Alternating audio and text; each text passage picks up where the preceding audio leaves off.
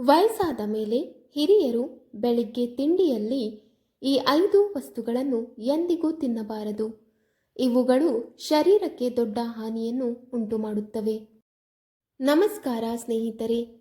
ಹಿರಿಯರು ತಮ್ಮ ಬೆಳಗಿನ ಆರಂಭ ಹೇಗೆ ಮಾಡುತ್ತಾರೋ ಅದರ ಸಂಪೂರ್ಣ ಪ್ರಭಾವ ಅವರ ಆರೋಗ್ಯದ ಮೇಲೆ ಬೀಳುತ್ತದೆ.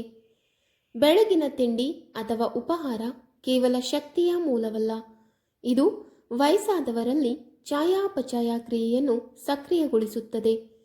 ವಯಸ್ಸು ಹೆಚ್ಚಾಗುತ್ತಾ ಹೋದಂತೆ ಪಾಚನತಂತ್ರ, ಶುಗರ್ ಲೆವೆಲ್ ಮತ್ತು ರಕ್ತದೊತ್ತಡದಂತಹ ಹಲವಾರು ದೇಹದ ಶಾರೀರಿಕ ವ್ಯವಸ್ಥೆಗಳು ನಿಧಾನ ಅಥವಾ ಸೂಕ್ಷ್ಮವಾಗುತ್ತಾ ಹೋಗುತ್ತವೆ.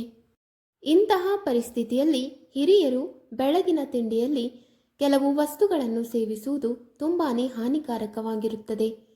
ಇವಾಗ ಬನ್ನಿ ಸ್ನೇಹಿತರೆ, ಹಿರಿಯರು ಬೆಳಗಿನ ತಿಂಡಿಯಲ್ಲಿ ಯಾವ 5 ವಸ್ತುಗಳನ್ನು ತಿನ್ನಬಾರದು ಎಂಬುದನ್ನು ನೋಡೋಣ. 1. ಬೆಳಗ್ಗೆ ಖಾಲಿ ಹೊಟ್ಟೆಯಲ್ಲಿ ಟೀ ಅಥವಾ ಕಾಫಿ. ಹಿರಿಯರು ಬೆಳಗಿನ ಉಪಹಾರಕ್ಕೆ ಖಾಲಿ ಹೊಟ್ಟೆಯಲ್ಲಿ ಟೀ ಅಥವಾ ಕಾಫಿಯನ್ನು ಸೇವಿಸಿದಾಗ ಅದು ಅವರ ಆರೋಗ್ಯಕ್ಕೆ ತುಂಬಾನೇ ಹಾನಿಕಾರಕವೆಂದು ಸಾಬೀತುಪಡಿಸಬಹುದು. ಚಹಾ ಮತ್ತು ಕಾಫಿಯಲ್ಲಿ ಕೆಫಿನ್ ಎಂಬ ಉತ್ತೇಜಕಗಳಿವೆ. ಇದು ವಯಸ್ಸಾದ ದೇಹದ ಮೇಲೆ ನಕಾರಾತ್ಮಕ ಪರಿಣಾಮ ಬೀರುತ್ತದೆ. ಈ ವಯಸ್ಸಿನಲ್ಲಿ ದೇಹದ ಜೀರ್ಣಕಾರಿ ಶಕ್ತಿಯು ದುರ್ಬಲವಾಗುತ್ತದೆ ಮತ್ತು ಖಾಲಿ ಹೊಟ್ಟೆಯಲ್ಲಿ ಚಹಾ ಅಥವಾ ಕಾಫಿಯನ್ನು ಕುಡಿಯುವುದರಿಂದ ಗ್ಯಾಸ್, ಅಜೀರ್ಣ ಮತ್ತು ಆಮ್ಲೀಯತೆಯಂತಹ ಸಮಸ್ಯೆಗಳನ್ನು ಹೆಚ್ಚಿಸುತ್ತದೆ. ಇದು ಹೊಟ್ಟೆಯ ಆಂತರಿಕ ಪದರವನ್ನು ಹಾನಿಗೊಳಿಸುತ್ತದೆ. ಇದು ಹಸಿವಾಗುವುದಿಲ್ಲ, ಚಡಪಡಿಕೆ ಅಥವಾ ಹೊಟ್ಟೆಯ ಕಿರಿಕಿರಿಯನ್ನುಂಟು ಮಾಡುವಂತಹ ದೂರುಗಳಿಗೆ ಕಾರಣವಾಗಬಹುದು. ಇದಲ್ಲದೆ ಚಹಾ ಮತ್ತು ಕಾಫಿ ಕಬ್ಬಿಣದ ಹೀರಿಕೊಳ್ಳುವಿಕೆಯನ್ನು ಅಡ್ಡಿಪಡಿಸುತ್ತವೆ. ಇದು ದೇಹದಲ್ಲಿ ರಕ್ತಹೀನತೆಯ ಸಾಧ್ಯತೆಗಳನ್ನು ಹೆಚ್ಚಿಸುತ್ತದೆ. ಇದು ಈಗಾಗಲೇ ವಯಸ್ಸಾದವರಲ್ಲಿ ಸಾಮಾನ್ಯ ಸಮಸ್ಯೆಯಾಗಿದೆ. ಹೆಚ್ಚು ಕೆಫಿನ್ ತೆಗೆದುಕೊಳ್ಳುವುದರಿಂದ ಹೃದಯ ಬಡಿತವನ್ನು ಅನಿಯಮಿತಗೊಳಿಸಬಹುದು ಮತ್ತು ರಕ್ತದೊತ್ತಡವನ್ನು ಹೆಚ್ಚಿಸಬಹುದು. ಇದು ಹೃದ್ರೋಗ ಅಥವಾ ಅಧಿಕ ರಕ್ತದೊತ್ತಡದಿಂದ ಬಳಲುತ್ತಿರುವ ವಯಸ್ಸಾದವರಿಗೆ ಅತ್ಯಂತ ಅಪಾಯಕಾರಿ. ಇದಲ್ಲದೆ ಕೆಫಿನ್ ನಿದ್ರೆಯ ಗುಣಮಟ್ಟದ ಮೇಲೆ ಬಹಳ ಕೆಟ್ಟ ಪರಿಣಾಮ ಬೀರುತ್ತದೆ. ಇದರಿಂದಾಗಿ ವಯಸ್ಸಾದ ಜನರು ನಿದ್ರಾಹೀನತೆ ಅಥವಾ ಚಡಪಡಿಕೆಯನ್ನು ಎದುರಿಸುತ್ತಾರೆ. ಆದ್ದರಿಂದ ವಯಸ್ಸಾದ ಜನರು ಚಹಾ ಅಥವಾ ಕಾಫಿಯಿಂದ ದೂರವಿರುವುದೇ ಒಳ್ಳೆಯದು. ಇದರ ಬದಲಾಗಿ ಗ್ರೀನ್ ಟೀ ಅಥವಾ ಯಾವುದಾದರೂ ಗಿಡಮೂಲಿಕೆಯ ಚಹಾಗಳನ್ನು ಸೇವಿಸಬಹುದು. 2. ಬಿಸ್ಕೆಟ್ಗಳು.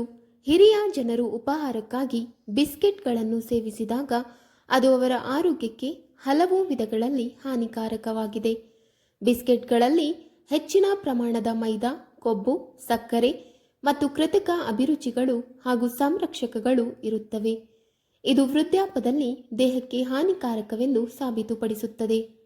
ವಯಸ್ಸಾದ ಜನರ ಜೀರ್ಣಾಂಗ ವ್ಯವಸ್ಥೆಯು ನಿಧಾನವಾಗಿ ಕಾರ್ಯನಿರ್ವಹಿಸುತ್ತದೆ ಮತ್ತು ಸಂಸ್ಕರಿಸಿದ ಕಾರ್ಬೋಹೈಡ್ರೇಟ್ಗಳು ಸುಲಭವಾಗಿ ಜೀರ್ಣವಾಗುವುದಿಲ್ಲ. ಇದು ಅನಿಲ, ಮಲಬದ್ಧತೆ ಮತ್ತು ಅಜೀರ್ಣ ಸಮಸ್ಯೆಗಳನ್ನು ಉಂಟುಮಾಡುತ್ತದೆ. ಬಿಸ್ಕೆಟ್ಗಳಲ್ಲಿ ಹೆಚ್ಚಿನ ಪ್ರಮಾಣದ ಸಕ್ಕರೆ ಮತ್ತು ಕೊಬ್ಬು ತೂಕವನ್ನು ಹೆಚ್ಚಿಸುತ್ತದೆ. ಇದು ಮಧುಮೇಹ, ಹೃದ್ರೋಗ ಮತ್ತು ಕೊಲೆಸ್ಟ್ರಾಲ್ಗಳಂತಹ ಸಮಸ್ಯೆಗಳನ್ನು ಉಂಟುಮಾಡುತ್ತದೆ. ಕೆಲವು ಬಿಸ್ಕೆಟ್ಗಳು ಹೆಚ್ಚಿನ ಉಪ್ಪು ಅಂಶವನ್ನು ಸಹ ಹೊಂದಿವೆ. ಇದು ಅಧಿಕ ರಕ್ತದೊತ್ತಡವನ್ನು ಮತ್ತಷ್ಟು ಹೆಚ್ಚಿಸುತ್ತದೆ. ಆದ್ದರಿಂದ ವಯಸ್ಸಾದ ಜನರು ಉಪಹಾರಕ್ಕಾಗಿ ಬಿಸ್ಕೆಟ್ಗಳನ್ನು ತಿನ್ನುವ ಅಭ್ಯಾಸವನ್ನು ತಪ್ಪಿಸಬೇಕು ಮತ್ತು ಹಣ್ಣುಗಳು, ಓಟ್ಸ್, ಹೆಸರುಬೇಳೆ ದೋಸೆಯಂತಹ ಆರೋಗ್ಯಕರ ಮತ್ತು ಸುಲಭವಾಗಿ ಜೀರ್ಣವಾಗುವ ಆಯ್ಕೆಗಳನ್ನು ಅಳವಡಿಸಿಕೊಳ್ಳಬೇಕು. ಇದರಿಂದಾಗಿ ದೇಹವನ್ನು ಸರಿಯಾಗಿ ಪೋಷಿಸಬಹುದು ಮತ್ತು ಜೀವನ ಶೈಲಿ ಕಾಯಿಲೆಗಳಿಂದ ರಕ್ಷಿಸಬಹುದು. 3. ಉಪ್ಪಿನಕಾಯಿ. ಉಪ್ಪಿನಕಾಯಿ ಹೆಚ್ಚಿನ ಪ್ರಮಾಣದ ಉಪ್ಪು, ಎಣ್ಣೆ ಮತ್ತು ಮಸಾಲೆಗಳನ್ನು ಹೊಂದಿರುತ್ತದೆ. ಇದು ವೃದ್ಧಾಪ್ಯದಲ್ಲಿ ದೇಹಕ್ಕೆ ಹಾನಿಕಾರಕವೆಂದು ಸಾಬೀತುಪಡಿಸುತ್ತದೆ. ಈ ವಯಸ್ಸಿನಲ್ಲಿ ಜೀರ್ಣಾಂಗ ವ್ಯವಸ್ಥೆಯು ದುರ್ಬಲವಾಗಿರುತ್ತದೆ ಮತ್ತು ಉಪ್ಪಿನಕಾಯಿಯಂತಹ ಕಟುವಾದ ಉಪ್ಪು ಮತ್ತು ಎಣ್ಣೆಯುಕ್ತ ಆಹಾರಗಳು ಜೀರ್ಣಕ್ರಿಯೆಯನ್ನು ತಡೆಯಬಹುದು. ಇದು ಅನಿಲ, ಅಜೀರ್ಣ, ಹೊಟ್ಟೆ ಕಿರಿಕಿರಿ, ಆಮ್ಲೀಯತೆ ಮತ್ತು ಮಲಬದ್ಧತೆಯಂತಹ ಸಮಸ್ಯೆಗಳನ್ನು ಹೆಚ್ಚಿಸುತ್ತದೆ. ಉಪ್ಪಿನಕಾಯಿಯಲ್ಲಿ ಬಳಸುವ ಹೆಚ್ಚಿನ ಪ್ರಮಾಣದ ಉಪ್ಪು ರಕ್ತದೊತ್ತಡವನ್ನು ಹೆಚ್ಚಿಸುತ್ತದೆ. ಇದು ಈಗಾಗಲೇ ಅಧಿಕ ರಕ್ತದೊತ್ತಡ ಅಥವಾ ಹೃದ್ರೋಗದಿಂದ ಬಳಲುತ್ತಿರುವ ವಯಸ್ಸಾದವರಿಗೆ ಗಂಭೀರ ಬೆದರಿಕೆಯಾಗಬಹುದು. ಆಹಾರಗಳ ಸೇವನೆಯನ್ನು ಮಿತಿಗೊಳಿಸಬೇಕು. ಇದರಿಂದ ಅವರು ದೀರ್ಘಕಾಲ ಆರೋಗ್ಯವಾಗಿರಬಹುದು. ಇದಲ್ಲದೆ ಉಪ್ಪಿನಕಾಯಿಯಲ್ಲಿ ಬಳಸುವ ತೈಲ ಮತ್ತು ಸಂರಕ್ಷಿತ ಮಸಾಲೆಗಳು ಕೊಲೆಸ್ಟ್ರಾಲ್ ಅನ್ನು ಹೆಚ್ಚಿಸಬಹುದು. ಇದು ಹೃದಯ ರಕ್ತನಾಳದ ಸಮಸ್ಯೆಗಳ ಅಪಾಯವನ್ನು ಮತ್ತಷ್ಟು ಹೆಚ್ಚಿಸುತ್ತದೆ. ಕೆಲವು ಉಪ್ಪಿನಕಾಯಿ ರಾಸಾಯನಿಕ ಸಂರಕ್ಷಕಗಳನ್ನು ಸಹ ಹೊಂದಿರುತ್ತದೆ. ಇದು ಯಕೃತ್ತು ಮತ್ತು ಮೂತ್ರಪಿಂಡದ ಮೇಲೆ ಕೆಟ್ಟ ಪರಿಣಾಮ ಬೀರಬಹುದು. ವಿಶೇಷವಾಗಿ ಈ ಅಂಗಗಳ ಕ್ರಿಯಾತ್ಮಕತೆಯು ಈಗಾಗಲೇ ಕಡಿಮೆ ಆದಾಗ. ವೃದ್ಧಾಪ್ಯದಲ್ಲಿ ದೇಹಕ್ಕೆ ಸಾಧಾರಣ ಪೌಷ್ಟಿಕ ಮತ್ತು ಜೀರ್ಣವಾಗುವ ಆಹಾರ ಬೇಕಾಗುತ್ತದೆ, ಆದರೆ ದೇಹದ ಮೇಲೆ ಹೆಚ್ಚುವರಿ ಒತ್ತಡವನ್ನು ಬೀರುವ ಆಹಾರವಲ್ಲ. ಆದ್ದರಿಂದ ವಯಸ್ಸಾದ ಜನರು ಉಪ್ಪಿನಕಾಯಿ ಅಥವಾ ಸಂಪೂರ್ಣವಾಗಿ ತಿರಸ್ಕರಿಸಲ್ಪಟ್ಟಂತಹ ಮಸಾಲೆಯುಕ್ತ ಆಹಾರ ಪದಾರ್ಥಗಳ ಸೇವನೆಯನ್ನು ಮಿತಿಗೊಳಿಸಬೇಕು. ಇದರಿಂದ ಅವರು ದೀರ್ಘಕಾಲ ಆರೋಗ್ಯವಾಗಿರಬಹುದು. 4. ಪ್ಯಾಕ್ ಮಾಡಿದ ಜ್ಯೂಸುಗಳು. ಹಿರಿಯರು ಉಪಹಾರದಲ್ಲಿ ಪ್ಯಾಕ್ ಮಾಡಿದ ಅಂದರೆ ಪೂರ್ವ ಸಿದ್ಧ ಜ್ಯೂಸುಗಳನ್ನು ಸೇವಿಸಿದಾಗ ಅದು ಹಣ್ಣು ಆಧಾರಿತವಾಗಿದ್ದರೂ ಸಹ ಅವರ ಆರೋಗ್ಯಕ್ಕೆ ಹಾನಿಕಾರಕವಾಗಿದೆ. ಹೆಚ್ಚಿನ ಪ್ಯಾಕ್ ಮಾಡಲಾದ ಜ್ಯೂಸುಗಳು ನೈಸರ್ಗಿಕ ಹಣ್ಣುಗಳಿಗಿಂತ ಕಡಿಮೆ ಪೌಷ್ಟಿಕಾಂಶವನ್ನು ಹೊಂದಿರುತ್ತವೆ ಮತ್ತು ಹೆಚ್ಚುವರಿ ಸಕ್ಕರೆ, ಕೃತಕ ಬಣ್ಣಗಳು, ರುಚಿಗಳು ಮತ್ತು ಸಂರಕ್ಷಕಗಳನ್ನು ಸೇರಿಸುತ್ತಾರೆ. ವೃದ್ಧಾಪ್ಯದಲ್ಲಿ ದೇಹದ ಪ್ರತಿರಕ್ಷಣೆಯು ಈಗಾಗಲೇ ಕಡಿಮೆಯಾಗಿರುತ್ತದೆ ಮತ್ತು ಅಂತಹ ರಾಸಾಯನಿಕ ಅಂಶಗಳು ಅವರ ದೇಹದ ಮೇಲೆ ನಕಾರಾತ್ಮಕ ಪರಿಣಾಮ ಬೀರುತ್ತವೆ.